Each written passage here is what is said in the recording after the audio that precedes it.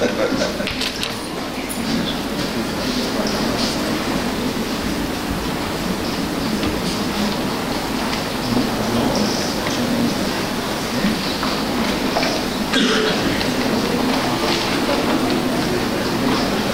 this talk, I will go through the neonatal transport services in North Wales, which is currently undergoing a process of development and improvement and modernization as well. So just I thought I will give you a hint where is North Wales, and as you can see on the map, it's the west part here of the UK. In this area, around the UK, we have 6 transport teams all over the UK, and one of them is covering this area. Obviously, as you can see, it's a vast area, and if you want to enlarge it a little bit, in North Wales there are 3 main hospitals. If you look at them, one in the west, here in Bangor, and this one is Glencoe Hospital, and we have a third one here, which is Wrexham Hospital. You can just see the flashing light because probably the battery is going off anyway. As in the UK now, we work in network. Like you have few hospitals, you have 3 levels of care in general: level 1, level 2, level 3, and usually level 3 is provided in very few places. Most of the places will be assigned either level 1 or level 2. And if you have a sick baby, especially if you know that this baby is likely to come prematurely, then probably you send the baby to the main hospital in the area, because we think this will promote the outcome. And I'm sure you all aware of the outcome is much better if babies less than 1,500 grams or 32 weeks of gestation are transferred antenatally in utero to the largest hospital in the area. This is just a photo of the hospital, just to give you a hint what does it look like. So in North Wales, the transport services, the neonatal intensive care unit was in another city which was called Centasive, and it's not very far from the current location. However, it was transferred into this building you have just seen in 1993, and then the neonatal transport services were ad hoc, meaning that babies might have be brought to the Glencoe site in the center only by a registrar and a nurse from Bangor, and Bangor is the western town I was talking about. The other hospital, the third one in Wrexham, was doing some of the neonatal transfers as well, but the whole service was not very well organized at that time. And so the plan was to review the service and improve it, and this was a very lengthy process. And in 2011, 2 million investment in the neonatal transport service was started. However, there was another very interesting event which occurred in 2013. The All Wales neonatal standards were published, and it's in line with the UK standards, more or less the same like it's applied in England or in Scotland, because as you know, the UK is made of 4 main parts, and Wales is one of them. In these standards, they discussed how to look after babies, and so they classified all the standards into 7. Number 5, as you can see, is the transport service.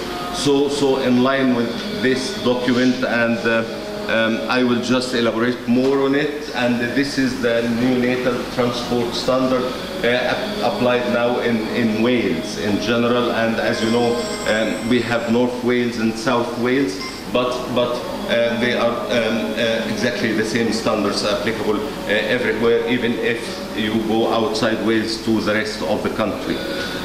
With this improved, this means that transport services will be limited in number. So we have 6 in England, we have 1 in Wales, we have 1 in Scotland, but more or less all of them will apply the same rules and the same standards. So I will discuss a few points actually in the neonatal transport, and I will try to shed more light on each of them separately. The first one about data, and you know, of course, data is very, very important, and it gives you reflection on how you perform and how to improve your services. So the referral form, which I just took a copy, you don't need to read anything. It's basic information about the baby, and this form needs to be filled and faxed or emailed, or sometimes we receive the form by phone, and you just can fill them up, and it gives you all the details about the baby. And we have one number that is assigned to all babies in the UK, and they call it NHS number. So you give me the details, all respiratory status, whether this baby is ventilated or not, the baby is on CPAP, this baby has hypotension, on whatever you want to put down in the referral. Then we discuss about the BadgerNet. BadgerNet is a computer system along the UK. So if you admit baby anywhere, north or south, you enter the data on a computer system which is very secure, and you cannot access it from the internet. You have to work in an NHS hospital to be able to access this secure data. But the good thing about it, it helps you if you want to make a research or get all the data for your admissions throughout the year, or if you send the baby to another hospital, and even if you hand over the details about the baby, still they can access all the details online. And this system, you have to enter the data every day regarding all the parameters, ventilation, regarding inotropic support, regarding antibiotics, and so on, and even results for ROP screen, for example. You can enter it in this ultrasound scan for the head. Whatever you think about the baby, any details, you enter it, and it's very accessible. The other thing is, as we mentioned, the outcome of baby is much better if you transfer the baby to the main hospital. And so we audited our work in antenatal transfer from last year, 2014-15, and these are the numbers of babies actually transferred. I will not go into very fine details because obviously I know the time constraint and we need, but obviously I'll be very happy if anybody stops me and asks any question. Please feel free. And these antenatal transfers according to gestation, less than 27 weeks or more than 27 weeks. Again, why did we transfer the baby? It tells you, and source of transfer, which hospital, one of the 3 hospitals, and destination hospitals where the baby has gone. And I made some abbreviation, sorry for that. L is Liverpool, Alderhay Hospital in Bolton, Manchester. So we want to study, sometimes we need to transfer babies outside the area, and why is that, and is there any way we can improve and maintain the baby or retain the baby in North Wales, where the care can be provided very close to home, because this is one of the other standards actually of care.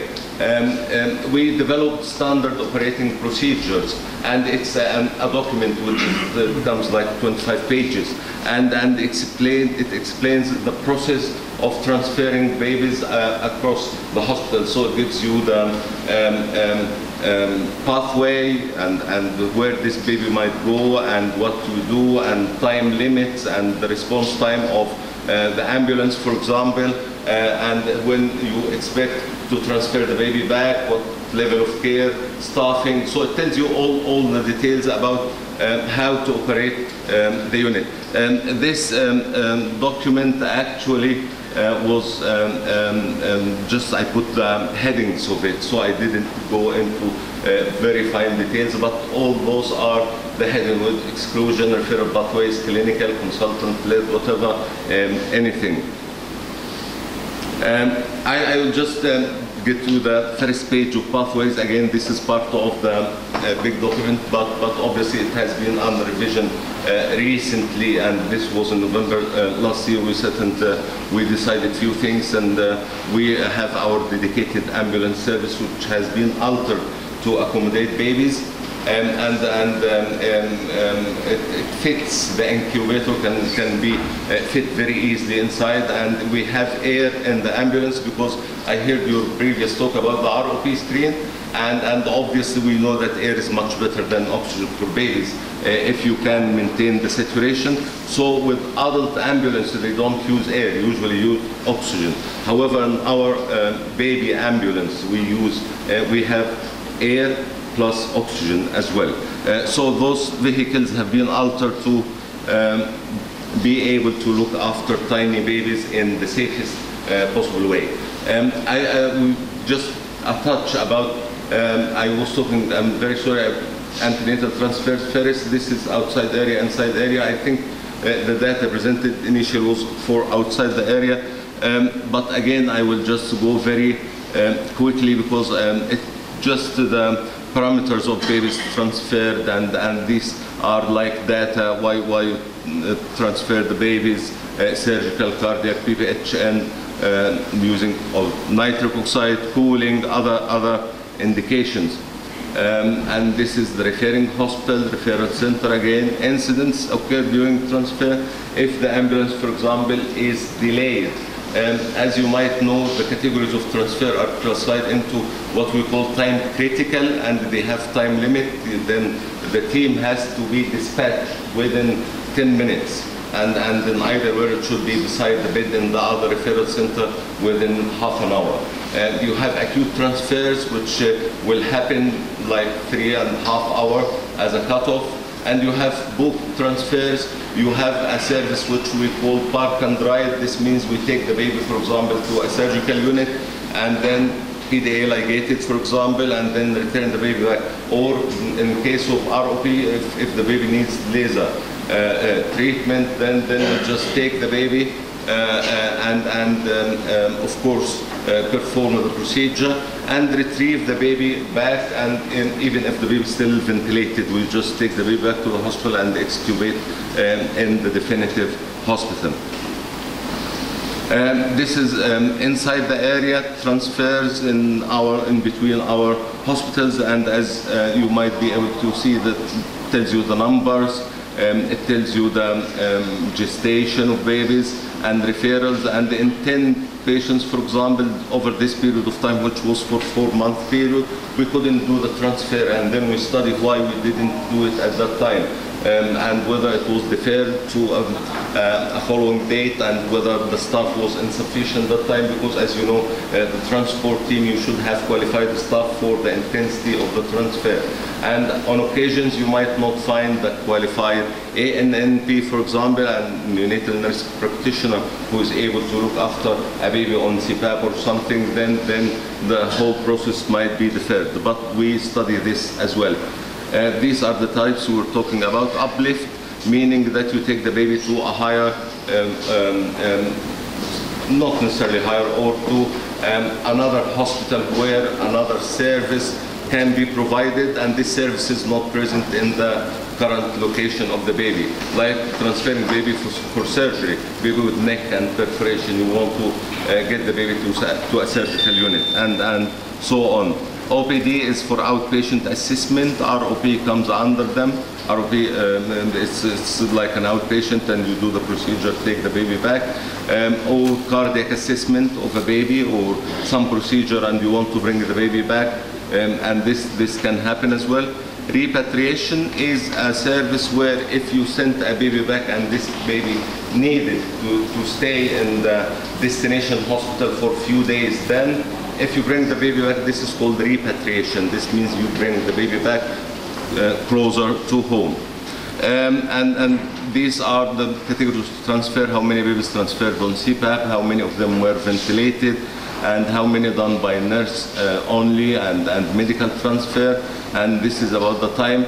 I will just whiz through it very quickly. The last 2 points which I just need to explain a little bit more. The staff, we are optimizing the staff now, and we have a plan to cover 24/7, including consultants and ANPs plus nurses and ambulance service. Currently we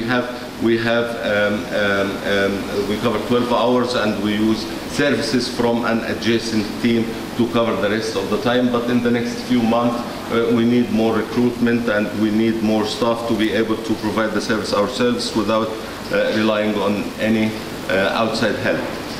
This is the transport incubator, which I'm actually very impressed with it.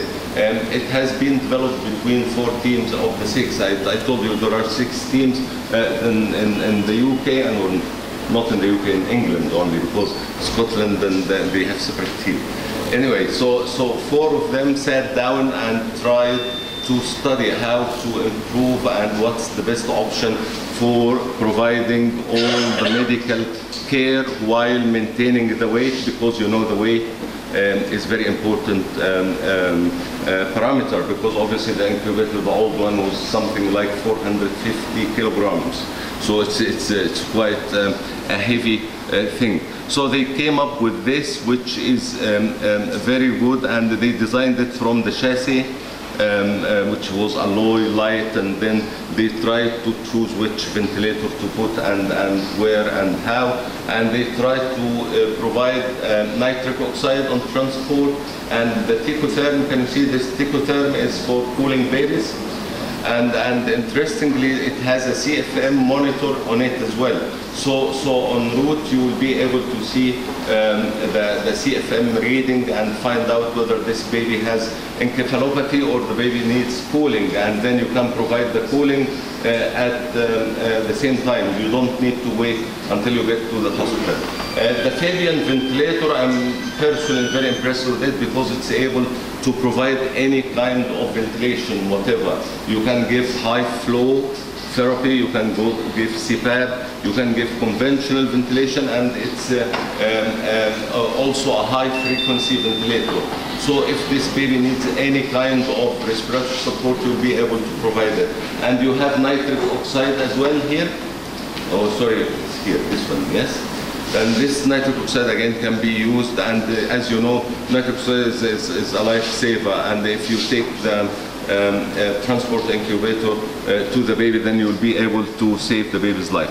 And this is the actual thing in reality, actually, and there is a baby, but the baby is not cooled or not receiving nitric oxide, but you can see a baby inside the incubator. So this as it looks now. This is the future plans about the capacity. As we mentioned, we need to recruit more to cover the 24-hour period. We need to develop a program of simulation to train the staff and maintain the skills.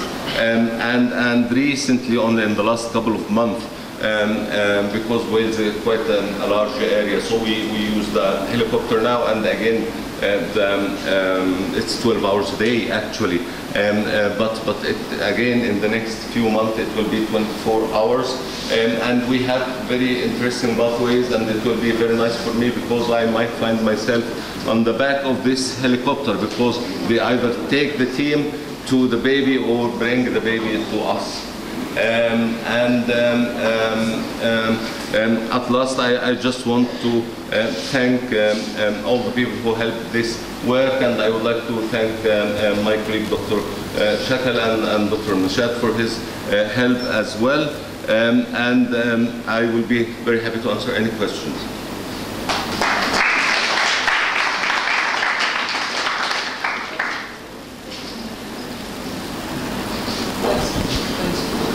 We postpone the question to the end of the session. Okay, sorry.